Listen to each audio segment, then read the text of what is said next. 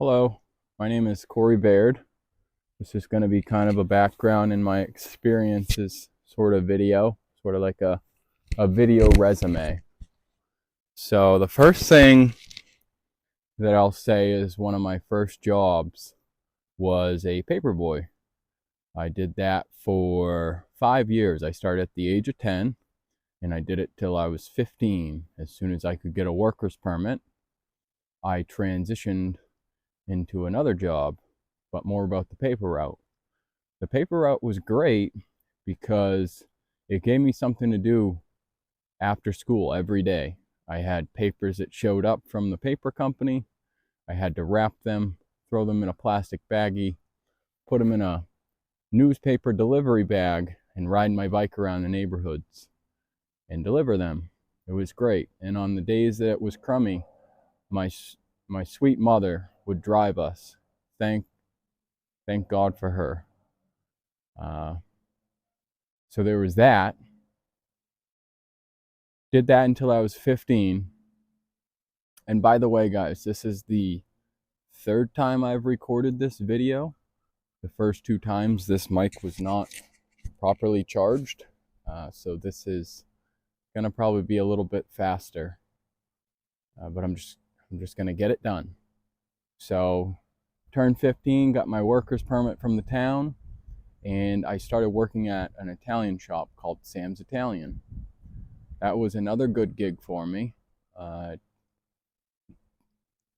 I was making pizzas, sandwiches, scrubbing pans, washing dishes, food prep, all sorts all sorts of stuff, running the cash register. And I really enjoyed that gig for what it was at the time. It paid a whopping $7.50 an hour when I first started, and I believe it was 10, maybe 25 cents raises. So that was at 15. Did that until I was 18, and in between that I picked up at the end of that I picked up a job at Abercrombie and Fitch as a floor model, which I did for a few months. And then I was working at Bowden Dining. So I was working with a dish machine, $100,000 dish machine that you'd put all the dishes in. There's maybe, I don't know, there's a couple thousand students at the school or going through the dining room at the time. So you'd load them up, they'd come out on the other end all clean. Pretty neat experience. Uh, I wouldn't say I could do it forever, but it was a neat experience. I would say that the paper route was the thing that built my work ethic. It made me disciplined to get things done because customers would not be okay with not getting their paper. So that was really good. I highly recommended that. I highly recommend that to anybody as their first job. Then from there, I started a job at GNC, General Nutrition Center, because at the time I was working at Sam's, I was also cutting weight. So I had started going to the gym and putting on muscle, and I had got super strong, super skinny, shot up in height, and that was just my thing. I was a meathead. So I was working at GNC selling supplements, getting a commission, which GNC I'll recommend to anybody looking to get into sales. That is a great place to start. I'm very thankful for that company and them taking me on board and teaching me what they taught me. I was able to work in between the Brunswick and Portland store, which the Portland one was much busier. The Brunswick one was maybe 10 to 15 people at a time. So every time somebody came in, it had to count. So that was quite a challenge. And at that time, I was starting to go to college. I wanted to become a pharmacist at the time, so I was taking a pre-pharm course at USM, a 4-year course. And so it was giving me the biology classes, the chemistry classes, and that sort of thing, which I really enjoyed, especially the biology. I had some really great teachers overall with all of that. And at that time, I had transitioned from GNC to another company called Apothecary by Design, which was a new entrepreneur-based pharmacy that was started by 5 entrepreneurs, and they were dispensing specialty drugs. So not like a retail pharmacy. So there'd be drugs for HIV, transplant fertility,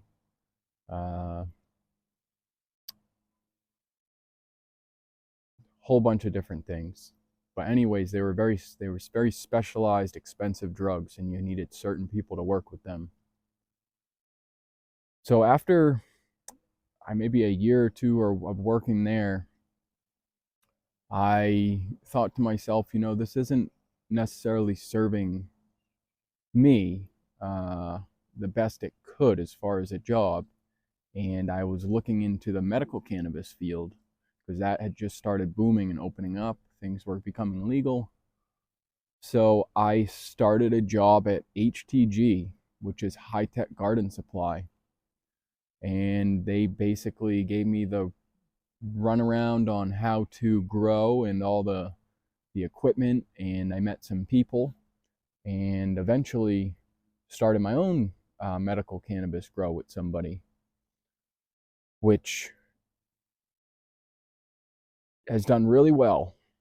I'll just say that it's done really well. And from there, I was doing that, and I transitioned to working at the retail pharmacy side that they had sold off because the apothecary company had sold to an acquisition firm in New York. So they ended up selling off their retail pharmacy side. And I started working there for a short time because it wasn't necessarily what I wanted to do, but I had to pay the bills. So I was doing that, and then by the end of that time, I ended up, I was working with the White Pine cannabis company that I helped create, and my girlfriend at the time had just graduated college, and I had dropped out my junior year. So I ended up going with her up to northern Maine to kind of be along with her in her endeavors.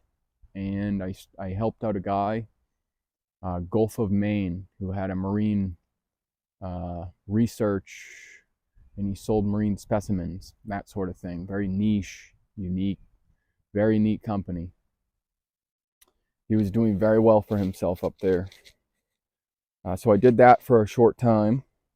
And then I also started a seaweed company when I was up there that was going to sell a bunch of unique seaweed products.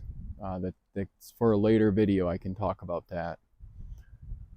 And I did that for a short while, and then my girlfriend and I at the time ended up breaking up. So I came back to the town that I'm from.